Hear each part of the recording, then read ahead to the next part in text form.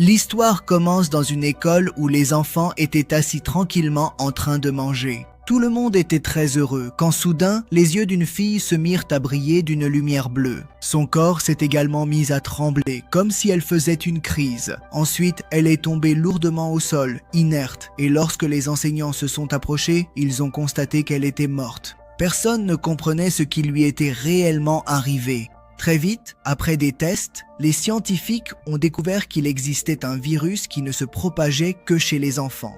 Beaucoup d'efforts ont été faits, mais il s'est avéré impossible de trouver un traitement et en un rien de temps, 90% des enfants du monde entier ont été touchés par ce virus dangereux que même les meilleurs médecins du monde n'ont pas pu sauver. Ensuite, nous voyons le président des États-Unis qui, lors d'un discours, explique que son propre fils a été touché par ce virus et qu'il espère que, comme toujours, l'humanité trouvera une solution à cette épreuve. Pour cela, un département spécial appelé CCD a également été créé. Bref, ensuite nous voyons une fille nommée Ruby dont les parents fêtaient l'anniversaire et lui offrirent des cadeaux. Ils faisaient semblant devant elle que tout allait bien. Mais en réalité, Ruby aussi avait été touchée par ce virus. Maintenant, ses parents avaient peur de la perdre. Cette même nuit, Ruby n'arrivait pas à dormir seule dans sa chambre. Alors elle s'est levée et est allée s'allonger à côté de sa mère, prenant sa main. Mais soudain, une lumière orange a brillé dans ses yeux, ce qui a tellement effrayé Ruby qu'elle s'est précipitée dans sa chambre. Le lendemain matin, quand Ruby s'est réveillée, tout lui semblait normal comme d'habitude. Mais dès que sa mère l'a vue, elle a commencé à demander « Qui es-tu, jeune fille? Et comment es-tu entrée dans la maison ?» Sa mère ne se souvenait absolument pas d'elle. À cela, Ruby a répondu « Je suis votre fille. Comment pouvez-vous m'oublier ?» Regardez, c'est le cadeau que vous m'avez offert hier soir. Mais la mère de Ruby pensa qu'il s'agissait peut-être d'une enfant malade qui fuyait la police. Après cela, elle confia Ruby à l'équipe du CDC. La pauvre Ruby continuait de pleurer, mais les membres de l'équipe du CDC l'ont emmenée de force dans un bus. Dans le bus, de nombreux autres enfants étaient assis comme elle, et un garde se tenait debout, une arme à la main, comme si ces enfants étaient des terroristes. Bientôt, le bus arriva au siège du CDC. Ici, la sécurité était très stricte. Ensuite, les enfants furent envoyés à l'intérieur un par un en file indienne. Mais lorsqu'un garçon a commencé à poser trop de questions, les gardes présents l'ont violemment battu. En voyant tout cela, Ruby a été très effrayée. Bientôt, tous les enfants ont été envoyés chez le médecin pour un examen. Quand ce fut le tour de Ruby, le médecin lui expliqua que cette maladie provoquait une mutation particulière dans son corps. Il se passait quelque chose de similaire avec les autres enfants aussi. Cette mutation était si importante qu'il ne serait peut-être même plus juste de les appeler humains, car avec la modification de leur ADN, chaque enfant développait désormais des pouvoirs extraordinaires différents que les scientifiques ont classés dans différentes catégories. Ceux dont les yeux devenaient verts lorsqu'ils utilisaient leur pouvoir étaient placés dans la catégorie la plus intelligente et la plus sûre. Les enfants aux yeux bleus avaient le pouvoir de faire léviter des objets sans les toucher, tandis que ceux aux yeux dorés pouvaient contrôler l'électricité. Ces trois couleurs étaient tout de même considérées comme sûres. Mais chez certains enfants, on a aussi observé des yeux de couleur rouge et orange, ce qui était très rare, et dès qu'on découvrait de tels enfants, des ordres étaient donnés pour les éliminer, car leur pouvoir était extrêmement dangereux. Très vite, lors d'un test, le médecin découvrit que Ruby était aussi une orange, après quoi le message « terminé », c'est-à-dire « éliminé », s'afficha à l'écran. Le médecin, sans rien dire à Ruby, prit calmement une seringue avec laquelle il allait probablement l'éliminer. Ruby comprit alors qu'il y avait forcément quelque chose qui clochait. Elle essaya alors de s'enfuir, mais le médecin la rattrapa immédiatement. Mais avant qu'il ne puisse lui faire l'injection, Ruby attrapa la main du médecin et lui dit qu'elle n'était pas orange, mais verte. À ce moment-là, une lueur orange brilla aussi dans ses yeux. Après cela, le médecin modifia silencieusement la couleur de Ruby dans son dossier, passant d'orange à vert. Cela signifiait que Ruby avait le pouvoir de contrôler l'esprit de n'importe qui. Après cela, tous les enfants ont été habillés en vert, bleu et doré. Ruby remarqua qu'il n'y avait aucun enfant portant des vêtements rouges ou oranges, car ils avaient probablement déjà été tués. Ainsi, environ 6 ans passèrent. Maintenant, les tâches que les enfants verts, dotés d'un esprit vif, accomplissaient facilement, Ruby ne les comprenait pas. Et c'est ainsi qu'un jour, le capitaine McMinnis posa les yeux sur elle et lui dit « Avec l'intelligence que tu as, tu ne me sembles pas être une verte. » En entendant cela, Ruby fut très effrayée et alors qu'elle retournait dans sa chambre avec son groupe, un bruit à haute fréquence retentit soudainement par les haut-parleurs, un son que seuls ses enfants spéciaux pouvaient entendre. Les autres n'en ressentaient aucun effet. Bientôt, Ruby perdit connaissance et se réveilla dans la salle médicale où une femme médecin était assise en face d'elle. Peu après, un garde entra et dit à la docteure que le temps du traitement était terminé et qu'il fallait partir rapidement. La docteure écrivit rapidement quelque chose sur un papier puis s'en alla. Sur ce mot, il était écrit que ces gens avaient découvert ta véritable identité. Si tu veux rester en vie, viens me retrouver dans la salle des chaudières. Et Ruby fit exactement cela. Elle se rendit discrètement dans l'autre pièce. Ensuite, la docteure la conduisit jusqu'à sa voiture en la cachant des regards de tous. Mais alors qu'elles allaient sortir de la base, un garde les arrêta soudainement. Grâce à ses pouvoirs, Ruby prit le contrôle de l'esprit du garde et le fit ouvrir la porte. Finalement, Ruby était sortie de la base. Après tant d'années, elle était très heureuse de revoir le monde extérieur. À cela, le docteur lui expliqua qu'il ne restait presque plus de jeunes gens dans le monde extérieur et que beaucoup avaient même quitté cette ville. C'est alors que Ruby exprima son désir de retrouver ses parents, mais le docteur lui répondit que ce serait très dangereux. En plus, le docteur lui donna un pendentif GPS que Ruby devait utiliser en cas de problème afin que le docteur et ses collègues puissent connaître sa position. Le docteur lui expliqua également qu'elle l'emmenait dans un camp où se trouvaient d'autres enfants comme Ruby. Un peu plus tard, le docteur retrouva son collègue. Mais dès que Ruby serra la main de cet homme, elle eut très peur car en touchant sa main, elle eut une étrange vision dans laquelle de nombreux enfants étaient en train de fuir. Ensuite, lorsque Ruby entra pour se changer, elle aperçut une autre fille qui, elle aussi, était une Golden. Mais en voyant Ruby, elle eut si peur qu'elle l'attaqua soudainement avec de l'électricité puis s'enfuit pour se cacher dans une camionnette. Malgré cela, Ruby la poursuivit et lui demanda de l'aide.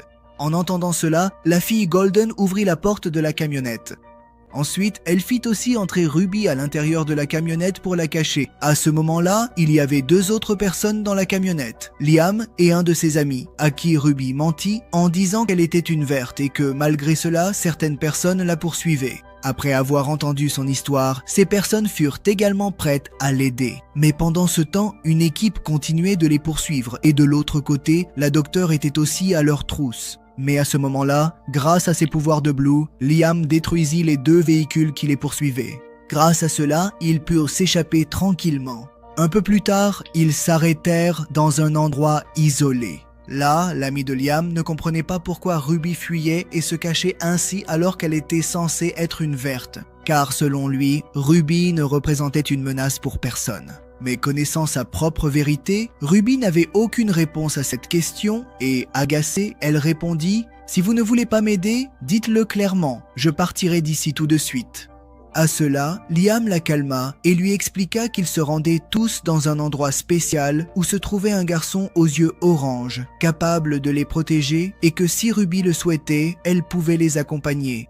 En entendant cela, Ruby accepta immédiatement. En chemin, Ruby demanda à Liam pourquoi il s'était enfui de la base. À cela, Liam lui expliqua qu'en réalité, ils étaient tous soumis à d'étranges expériences par lesquelles le gouvernement voulait créer une armée d'enfants à utiliser contre les ennemis. Et c'est à cause de tout cela qu'ils avaient tous planifié de s'enfuir de la base. De l'autre côté, le docteur qui avait donné à Ruby le certificat attestant qu'elle était verte avait également été capturé et après un court interrogatoire, il a été tué. Cette même nuit, alors qu'elle dormait, la main de Ruby toucha accidentellement celle de Liam, après quoi elle put voir tous les souvenirs de Liam, comment il avait essayé de sauver de nombreux enfants en s'enfuyant de la base, mais il avait échoué. Le lendemain matin, la fille dorée donna à Ruby une robe rouge dans laquelle elle était vraiment magnifique. Après cela, tous reprirent place dans la camionnette et se remirent en route vers leur destination. En chemin, un enregistrement du fils du président passait dans lequel il disait « Si je peux guérir, pourquoi pas toi ?» Un peu plus tard, ils s'arrêtèrent dans un centre commercial pour acheter des provisions, mais il était complètement vide et soudain d'autres enfants les attaquèrent. Après cela, la fille dorée utilisa ses pouvoirs pour tous les arrêter. En réalité, tous ces enfants étaient comme eux et possédaient aussi des pouvoirs magiques. C'est pourquoi tous les enfants passèrent la nuit à discuter longuement. Pendant ce temps, Liam essaya de découvrir où se trouvait le garçon orange afin qu'ils puissent tous se mettre en sécurité au plus vite. Mais les enfants disaient qu'aucun humain ne pouvait atteindre cet endroit aussi facilement car il était très secret. Mais à ce moment-là, Ruby prit le contrôle de l'esprit de ce garçon et réussit à obtenir l'adresse qui était en fait un code spécial. Après cela, l'ami de Liam et Ruby se mirent à déchiffrer la signification de ce code. Après avoir travaillé dur pendant un moment, lorsqu'ils ont finalement compris la signification de ce code, tout le monde a été très heureux. À ce moment-là, tous ses autres amis étaient également présents et ils ont alors compris que Ruby n'était pas verte mais orange. Mais Ruby pensait que ses amis allaient peut-être commencer à avoir peur d'elle. Mais selon Liam, il n'y avait vraiment aucune raison d'avoir peur. À cela, Ruby lui expliqua qu'en réalité, elle ne pouvait pas contrôler ses pouvoirs et que si jamais elle utilisait soudainement ses pouvoirs sur quelqu'un, cette personne pourrait même mourir. Après cela, ils ont tous continué à avancer. Mais après avoir marché un moment, soudain des enfants habillés comme des soldats les ont attaqués. Mais à ce moment-là, l'un d'eux a reconnu Liam. Après cela, lors de leur conversation, Liam leur expliqua qu'il cherchait simplement un endroit sûr où vivre. En entendant cela, ses enfants les emmenèrent avec eux auprès du garçon orange, qui, en réalité, n'était autre que le fils du président, et il était très heureux de voir Ruby et ses compagnons. Après cela, il expliqua qu'en réalité, le président avait menti à tout le monde en disant qu'il était complètement guéri, alors qu'en fait, de nombreuses expériences étaient menées sur lui. Et lorsque aucune de ces expériences n'a fonctionné, le gouvernement a commencé à construire des camps pour y placer les enfants. Il promit également à Ruby qu'il lui apprendrait à utiliser ses pouvoirs. Après cela, Ruby a commencé à découvrir peu à peu ses pouvoirs et elle apprenait désormais à les maîtriser. Un jour, alors qu'elle était très triste, le garçon orange est venu la voir. Il a dit à Ruby que seul un orange pouvait en comprendre un autre. Et en disant cela, il a pris la main de Ruby. Mais à ce moment-là, Liam les a vus tous les deux, ce qui ne lui a pas du tout plu. De son côté, en tenant la main de Ruby, ce garçon pouvait voir tous ses souvenirs. C'est ainsi qu'il a découvert ce qui s'était réellement passé avec Ruby cette nuit-là. En réalité, lorsque Ruby est allée voir ses parents cette nuit-là, elle a accidentellement effacé tous leurs souvenirs en leur tenant la main. À cause de cela, ils l'ont oubliée elle aussi. Mais en voyant tout cela, le garçon en orange était extrêmement surpris. Parce qu'il ne savait même pas comment faire tout ça, et maintenant il voulait apprendre tout cela de Ruby. Mais Ruby lui a expliqué qu'elle-même ne savait pas comment elle arrivait à faire tout ça. Quelques instants plus tard, lorsqu'elle est sortie de la chambre, elle a rencontré Liam, qui était très en colère contre elle. Et il disait qu'il savait ce qui se passait entre eux deux. Ruby a essayé de lui expliquer qu'il se trompait. Et elle a ajouté qu'il ne pourrait jamais être proche, même s'il le voulait. Parce qu'elle avait peur de faire à Liam ce qu'elle avait fait à ses parents. Après cela, elle est allée près du lac où elle a rencontré l'ami de Liam et il a dit à Ruby qu'il ne se sentait pas en sécurité ici non plus. Pendant ce temps, le garçon orange expliquait à quelqu'un sur son ordinateur portable combien il avait d'enfants verts, bleus et oranges présents. Mais au même moment, Ruby est arrivé là-bas. Et dès qu'il l'a vu, il a fermé son ordinateur portable. En réalité, Ruby était aussi venue là pour prendre l'ordinateur portable afin de pouvoir parler de l'ami de Liam chez elle. Profitant de cette occasion, ce garçon a essayé de conclure un marché avec Ruby. Elle devait apprendre de lui le pouvoir d'effacer la mémoire. Et en échange, il lui donnerait l'ordinateur portable. Ruby a immédiatement accepté cette proposition. Mais pendant qu'elle apprenait cela, lorsque Ruby a ouvert les yeux, ce garçon était en train d'essayer de se comporter de manière déplacée avec elle. Pour se défendre, Ruby lui donna un coup de poing violent au visage et lorsqu'elle sortit de la chambre, elle rencontra Liam qui, après avoir appris toute la vérité de Ruby, était extrêmement en colère et voulait maintenant se venger de ce garçon. Mais Ruby réussit à l'arrêter d'une manière ou d'une autre car elle savait qu'il n'était plus en sécurité ici.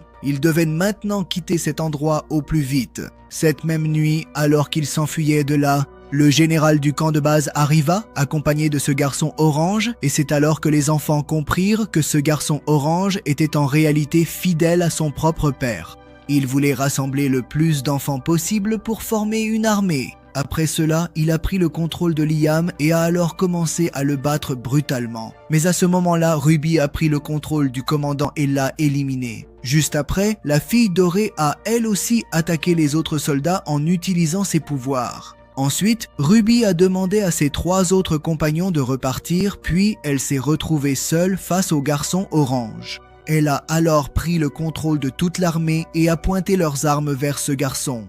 Mais à ce moment-là, le garçon a de nouveau pris le contrôle et les a fait se battre entre eux. Malgré tous les efforts de Ruby, ce garçon a réussi à prendre le contrôle d'elle aussi. Après cela, le garçon a dit qu'il effacerait tous les souvenirs tristes de Ruby et qu'ensuite il régnerait sur le monde entier avec elle. C'est alors que Ruby a soudain repris ses esprits et, en prenant le contrôle d'un hélicoptère qui volait au-dessus, l'a fait s'écraser sur le garçon. Après cela, un autre hélicoptère a tenté d'attaquer Ruby. Mais l'ami de Liam a sauvé Ruby. Cependant, il a été gravement blessé dans tout cela et maintenant Ruby ne savait pas comment l'aider. C'est alors qu'elle s'est souvenue du GPS que le docteur lui avait donné. Ce docteur l'avait aidé à s'échapper de la base. Cela voulait dire qu'elle pouvait lui faire un peu confiance. Dès que le GPS a été activé, la docteure est rapidement arrivée sur place avec un collègue pour les sauver. Peu après, Ruby s'est réveillée sur un lit et la docteure était assise sur une chaise juste en face de son lit. La docteure lui a expliqué que son ami blessé était à l'hôpital et qu'il devrait bientôt aller mieux. Mais Liam insiste pour partir d'ici au plus vite. Malgré toutes les tentatives pour le raisonner, il ne veut pas rester ici et il ne laissera pas Ruby seule non plus. La docteure a également expliqué que leur objectif était de faire arrêter le président. Ils veulent révéler ses sombres agissements au monde entier et ils n'y arriveront pas sans Ruby. Ruby ne voulait pas que Liam subisse le moindre mal. C'est pourquoi elle s'est approchée de Liam et, grâce à ses pouvoirs, elle a effacé tous ses souvenirs d'elle de son esprit. Ensuite, Ruby lui a tendu son sac et lui a dit de rentrer chez lui, ce à quoi Liam a immédiatement consenti. Voir son amour partir en l'ayant oublié a fait monter les larmes aux yeux de Ruby, mais elle savait que c'était la meilleure chose à faire. D'un autre côté, nous voyons le fils du président qui était encore en vie. En ce moment, il se tenait devant son armée, qu'il avait placée sous son contrôle. De son côté, Ruby était également entièrement prête à l'affronter. C'est ici que le film se termine. La deuxième partie